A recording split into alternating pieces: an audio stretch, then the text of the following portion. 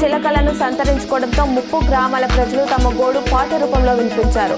కళ్ళల్లో మన పల్లె కదలాడుతుందే, గుండెల్లో ఈ బాధ దిగమింగుతుంటే, అమ్మ మన ఊరు ఆగమైందే, మిడ్మానేర్లో మునిగిపోయింది అంటూ తమ గుండెల్లోని బాధను మిడ్మానేర్ ముప్పు గ్రామాల మహిళలు పాట రూపంలో చూపిస్తూ కన్నీటి పర్వతమయ్యారు.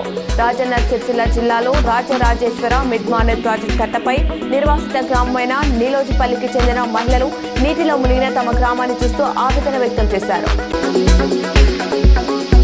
అలుగునూరులో ఏర్పాటు చేసిన పెద్ద కర్మ కార్యక్రమానికి రాష్ట్ర బీసీ సంక్షేమ రవాణా శాఖ మంత్రి పొన్నం ప్రభాకర్, వేములవాడ ఎమ్మెల్యే ప్రభుత్వ విప్ ఆది శ్రీనివాస్, చొప్పదండి ఎమ్మెల్యే మేడిపల్లి సత్యం, పెద్దపల్లి ఎమ్మెల్యే చింతకుంట విజయ రమణారావు, నాకిరేకల ఎమ్మెల్యే వేముల వీరేశం, వర్ధన్నపేట ఎమ్మెల్యే నాగరాజు, వర్ధన్నపేట మాజీ ఎమ్మెల్యే ఆరూరి రమేష్, మాజీ ఎమ్మెల్యేలు మెత్కిపల్లి నరసింహులు, మాజీ ఎమ్మెల్సీ దర్పల్లి రాజేశ్వరరావు తదితరులు రాజేశం చిత్రపటానికి పూలమాలలు వేసి ఘనంగా నివాళులర్పించారు.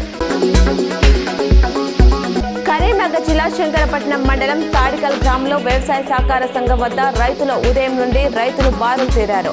సొసైటీకి 340 బస్తాలు రాగా భారీగా క్యూ లైన్లు కట్టిన రైతులకు ఆధార్ కార్డుల ఆధారంగా ఒక్కో రైతుకు ఒక్కో యూరియా బస్తాను పంపించేశారు అధికారులు. యూరియా స్టాక్ తక్కువగా ఉండడం, రైతులు ఎక్కువగా ఉండడంతో స్టాక్ ఉన్నంత వరకు రైతులకు పంపించేశారు. మిగతా రైతులు నిరాశతో వెన్నుదిరిగారు. గణేష్ నవరాత్రి ఉత్సవాలు ఉమ్మడి కరీంనగర్ జిల్లాలో వైభవపేతంగా జరుగుతున్నాయి. ఆదిదేవుడు గణనాథుడి ఉత్సవాలను కరీంనగర్లో కన్నుల పండుగలా నిర్వహిస్తున్నారు. ఉత్సవాలలో భాగంగా గణేష్ మండపాలు, కుంకుమ పూజలు, ప్రత్యేక కార్యక్రమాలు నిర్వహించారు. పలు గణేష్ మండపాలను రాష్ట్ర మంత్రి పొన్నం ప్రభాకర్ సందర్శించి ప్రత్యేక పూజలు నిర్వహించారు.